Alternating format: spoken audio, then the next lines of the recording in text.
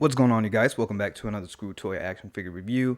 And for this review, I just want to get straight to the point. No intro, no nothing. So let's get straight into the packaging. You get a very nice big window here. The name of the figure and the line, Marvel Mafex, the Invincible Iron Man. Very nice product shot over here. A little comic panel that shows Iron Man blasting off. Marvel 6-inch, 165 in the Mafex line. Medicom toys. On the side, you get some more promotional images. A comic image of Iron Man right there that looks really nice. And then you get an arc reactor down there. On the back, you get a whole bunch of promotional images, a whole bunch of bullshit down here. You get the little Medicom sticker that you can download an app on your phone to scan to see if it is authentic. On this side, another promotional image. On the bottom, a whole bunch of bullshit. On top, Iron Man, the Invincible Iron Man. I was reading it backwards.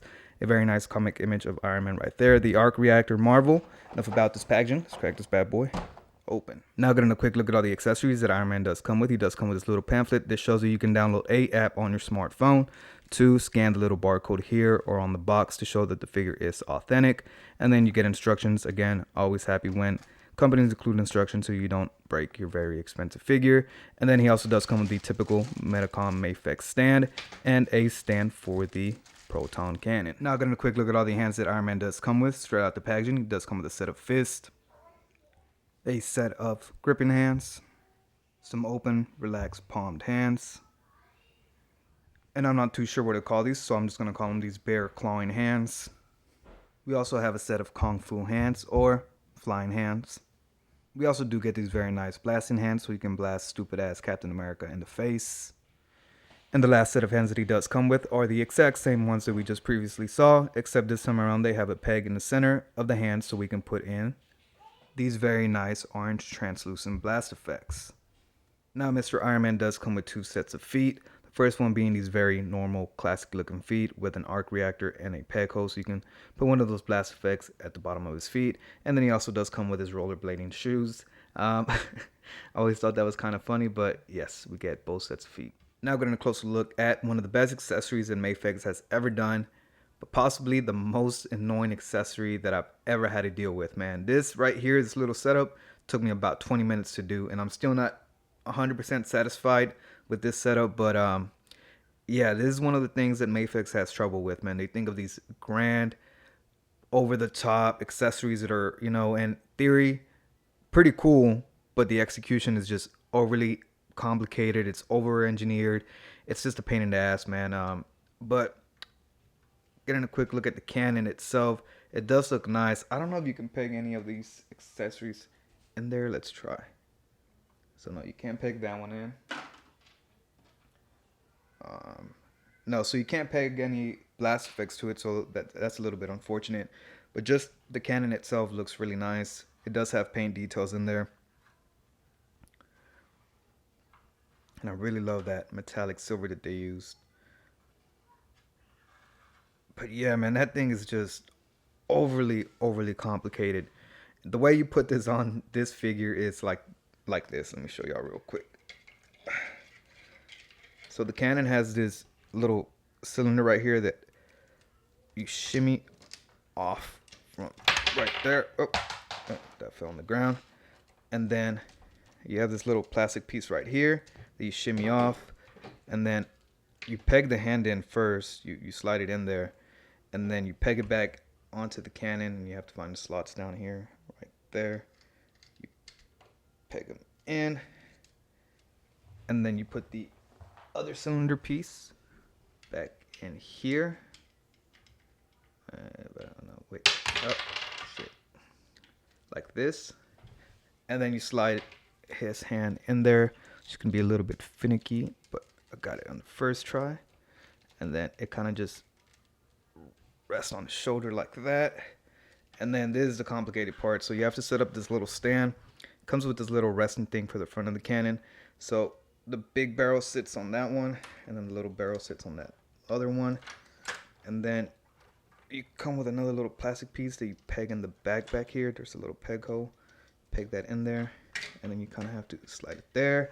And then you just kind of have to find the sweet spot, man, because it's just, I don't know, man. I feel like they could have done an easier way, but I don't know, man. Let me see.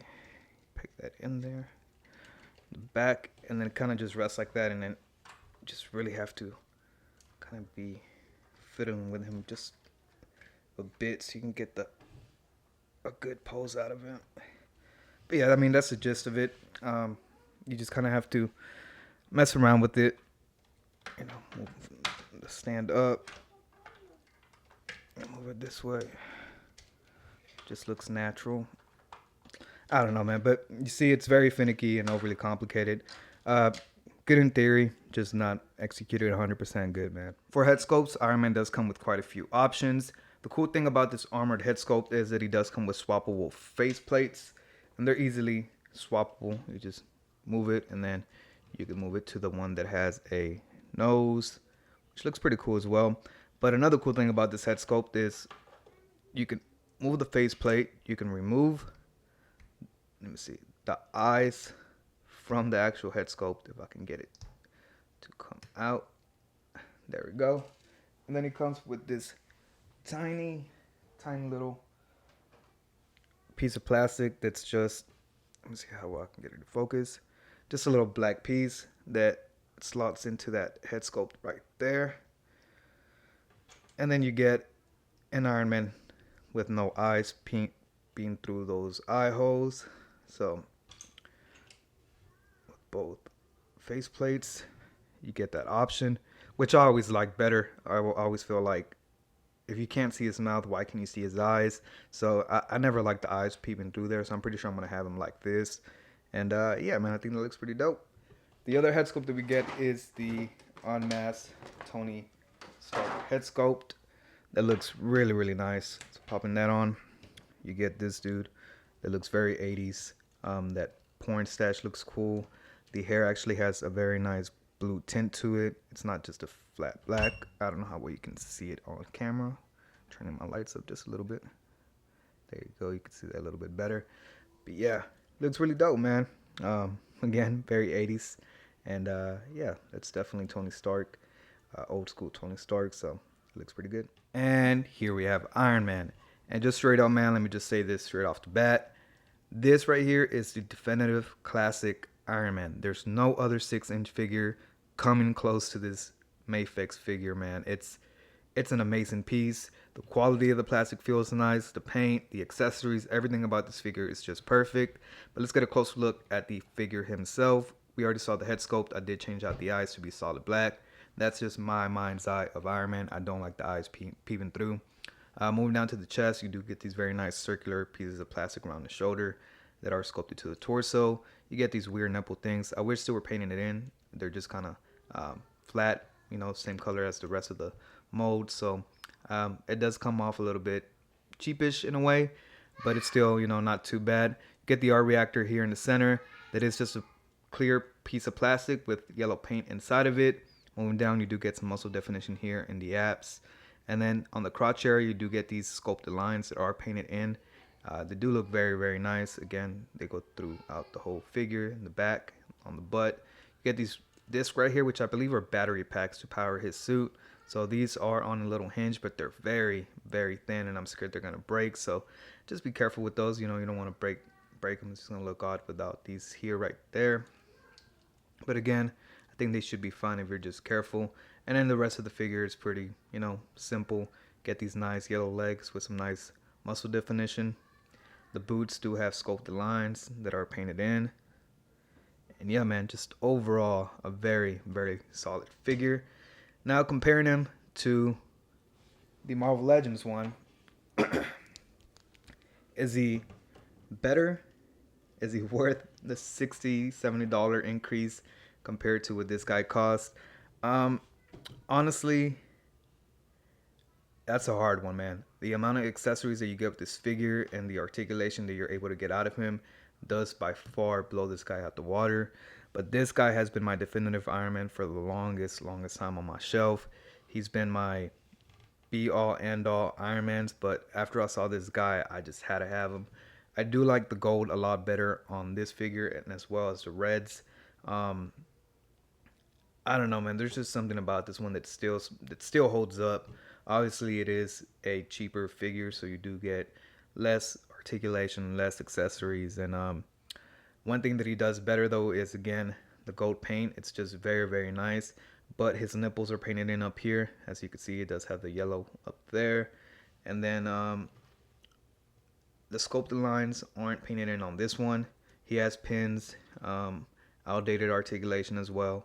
But overall, if you have this one, man, and you can't afford to get this one, you're still set with this Marvel Legends Iron Man because he's still a really great figure.